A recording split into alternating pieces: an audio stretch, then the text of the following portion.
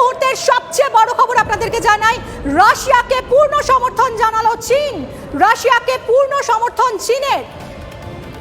Iraq যুদ্ধের কথা মনে করিয়ে দিয়ে আমেরিকার চোখ রাঙানির সমালোচনা করলো চীন। ইরাক যুদ্ধ স্মরণ করিয়ে সমালোচনা চীনের। রাশিয়াকে পূর্ণ সমর্থন চীনের। ইরাক যুদ্ধে আমেরিকা কি করেছিল এই প্রশ্ন তুলল চীন। খুব স্বাভাবিকভাবে এই প্রশ্ন এবার উঠছে, বিশ্ব কি তাহলে একটা মহাযুদ্ধের সামনে দাঁড়িয়ে আছে? চীন দাঁড়ালো রাশিয়ার পাশে। বিশ্বের মহাশক্তিধর দেশগুলো এখন দুই ভাগে বিভক্ত। একদিকে রাশিয়া, রাশিয়ার পাশে দাঁড়িয়েছে চীন। তবে কি তৃতীয় বিশ্বযুদ্ধ আসন্ন? অবশ্যম্ভাবী এই মুহূর্তে এই প্রশ্নই কিন্তু গোটা বিশ্বে। আমেরিকার চোখ রাঙানির সমালোচনা করলো চীন। রাশিয়ার পাশেই দাঁড়ালো চীন। রাশিয়াকে পূর্ণ সমর্থন চীনের।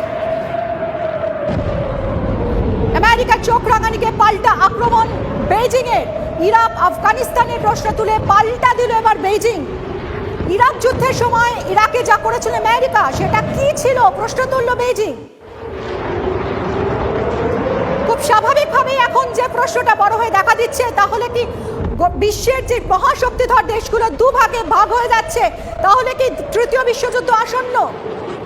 অবশ্যম্ভাবী বা বিশ্বযুদ্ধ, এই প্রশ্নই কিন্তু এই মুহূর্তে বড় হয়ে দেখা দিচ্ছে।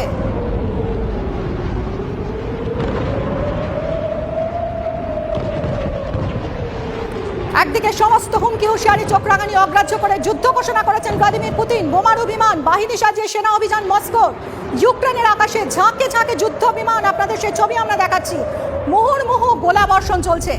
কিয়েভ খার্কিভে পরপর মিসাইল হানা। 5 বিমানবন্দর সহ তছনছ হয়ে গেছে 23 প্রদেশ। বিস্ফোরণ হয়েছে বেলগার্ড, মারিউপোলেও। অন্যদিকে ইউক্রেন দাবি করছে তারা 5টা রুশ যুদ্ধ বিমান ধ্বংস করে প্রত্যাঘাত করেছে। ন্যাটো হুঁশিয়ারি দিয়েছে তারাও একেবারে প্রস্তুত। এরই মধ্যে খবর পাওয়া যাচ্ছে যে চীন রাশিয়াকে পূর্ণ সমর্থন জানিয়েছে। অর্থাৎ এই মুহূর্তে কি তৃতীয় বিশ্বযুদ্ধ অবশ্যম্ভাবী?